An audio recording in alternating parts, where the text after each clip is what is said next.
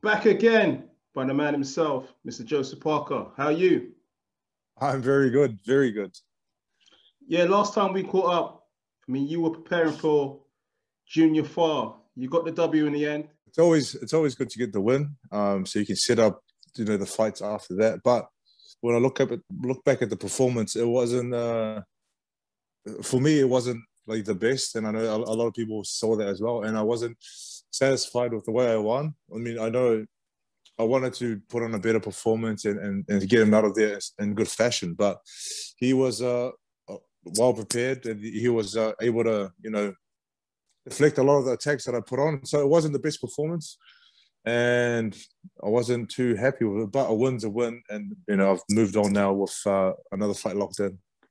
Yes, we'll get to that. I mean, look, that fight. Okay, some people were disappointed that it wasn't a massive spectacle, but I mean, you two, you knew each other well from the amateurs, so it was kind of maybe a possibility that you might just cancel each other out. Yeah, we sort of canceled each other out. I mean, I was trying to putting on the attack, but then I kept doing the same thing, and it wasn't the best performance, and yeah. I can't really say much about it. I wish it was better, but I mean, in hindsight, you can, I wish it was better. I wish I did this, wish I did that, but you just got to accept that it wasn't a great performance. But the win is the important thing in this whole thing. 100. Okay, look. In any way, I mean, you change trainers now. In any way, did that kind of force you to say that, look, I need to kind of freshen things up and get a new trainer? Obviously, you've got Andy Lee now in your corner. Yeah, I had a long time with Kevin Barry, and we achieved a lot of great things together. We were world champion. We fought all around the world, and we were a great team. But I think with it was just about, like, I'm not, as a fighter, you're only given a certain amount of time, to a little window to make the most of your opportunity. And we both finished on good terms, and we just felt it was something I needed to do, just to try something else. Otherwise, I don't want to go at the end of my career and look back and say, what if I did this, or what if I did that? And so it was a good opportunity to get the win and then go our own separate ways and try something new. And hence why I'm with Andy Lee now. Right. And by any chance, did Tyson Fury recommend Andy Lee to you? Yeah, that's after I spoke with Kevin and he left for Vegas, I was sort of thinking, who should I train with? And there was a few options out there. What I wanted to do was get Tyson Fury's opinion and suggestion on who I should train with. So I called him up and said, hey, who do you reckon I should train with? And he really rated Andy Lee as a trainer. So any of the plans that I had after that was taken away, and I was, I got on a call with Andy Lee, 3 or 4 video calls, and then all of a sudden I'm on a plane flying to Ireland to meet him for the first time and get some training done. And you mentioned the training. I mean, how's it gone so far with your new trainer, Andy Lee? I mean, what new tricks have you picked up? Andy Lee as a trainer, he's very knowledgeable. Obviously, he's has a fighting background, being a world champion. He doesn't want to change too much because we got this fight coming up very soon. But he's just correcting a few things, and it's a surprise. It's a surprise. I want to show it on the night of May 1. May 1, you mentioned May 1. Obviously, the fight was announced last week. Derek Chisora. Wow. Finally, we get the fight. Finally, we get it now. Finally, we get it. I mean, we had it locked in before, and I got sick and I had to pull out of the fight with health issues. But we're here now. We finally got it locked in. He wants the fight. I want the fight, and it's a great opportunity for both of us to get out there and put on a good display of boxing. Dangerous fight, Chisora. I mean, how do you think he got on against Usyk in his last fight? He gave a very, very good account of himself in that fight. He came forward. He pressed the action. He's like, we know that he comes in, just throws a lot of punches and chases you down with constant pressure. I think he did well with that fight. He just, got outboxed. I think later on in the fight, but in the beginning, he was very, very successful in chasing him down and just like, what's it? Just, sneaking in and trying to catch him on the ropes. He did good. Yeah.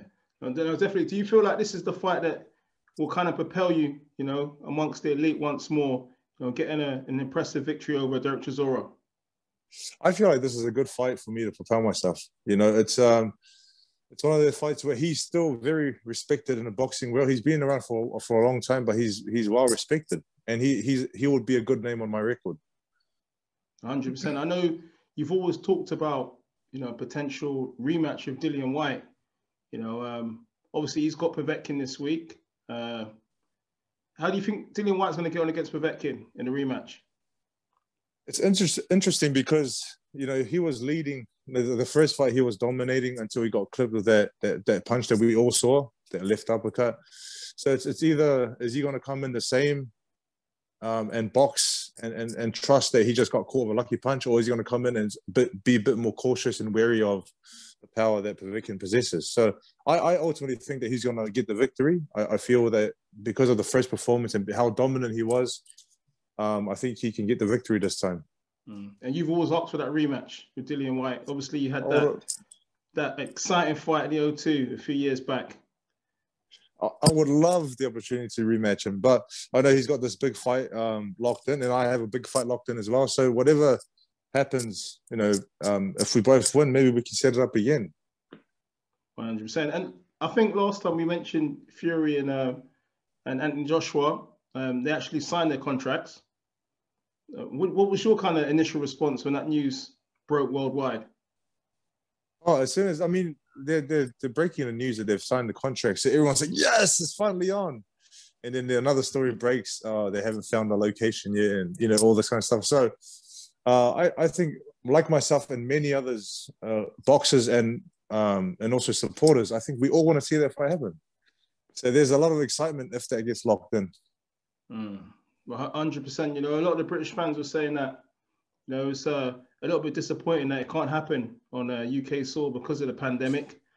So there's a lot of disappointment over here. But look, nevertheless, getting that fight underway will kind of inject, more excitement in the world of boxing. Full stop. I think it would be great for heavyweight boxing, but great for the UK fans and supporters. You got two British heavyweights, champions, champion of the world, coming together, and it's going to be probably the biggest fight in this part and this time. So it's hopefully, well, fingers crossed it happens. Yeah. And obviously, look, the plan for you now, just to kind of conclude, is just to get those preparations continuing for May 1st. You got quite a while left, before May 1st. Yeah, we have right now we have about 5.5 weeks. So that's a good chunk of time to get in some great work, and to keep working on what Andy's teaching me in the gym every day, and to I want to be coming into this fight as fit as I've ever been. Because it's going to be one of those fights where he's going to be on top of you and chase you down and put his body on you and roll you around. But going into this fight, we'll be very fit, and I'm going to be very focused on what we're going to come in with, like the plan. I know you suffered an injury at the end of last year, and then you had the junior file fight. Is there any chance that you could have a reoccurrence, or you can kind of be burnt out because literally you're not really having a break between the two fights? As a fighter, you love to keep active, and I felt like back in my career when I was fighting 3, 4, 5 times a year, I was a lot better because you're continuing to train, keeping in shape, but you're learning your craft at the same time, and you keep perfecting a few things here and there. So I feel that this is going to benefit me just having a fight. I don't feel like I'm going to burn out. I feel Andy, with the experience that he has, is going to set up the proper training that I need for this camp. All right, man. Hey, look. We're definitely gonna tune in. Just last thing, some of the fans over in the UK, they've criticised it being a pay-per-view fight. Now, what was your kind of response to that? A lot of people saying it ain't PPV. Everyone's going to have an opinion, and there are going to be people that are going to go buy the fight and support, and there's going to be people that don't want to buy it because they don't think it's worth it. But at the end of the day, a lot of the fighters on the undercard and the main event and everyone else involved have to make a living, and we're just, our job is just to go out there and give it everything we have and make it as entertaining as we can. So if you want to support, jump on and buy the pay-per-view. Eddie Hearn made a nice reply. Comment. He said, yeah, well, if it's not a pay-per-view fight, then it's a pay-per-view card. That was his response to. It's a good. There's some great fights on the card. I'm looking forward to seeing those fights as well. 100%. We've got Katie Taylor against Natasha Jonas. Great fight in there. Great fight. And I'm looking forward to it. I'm excited. All right. Hey, Joseph, thanks for your time, man. Appreciate it, man. All the best in your preparations out in Ireland. And Thank you, we'll bro. definitely catch up right before the fight. Catch up soon. Pro Bees.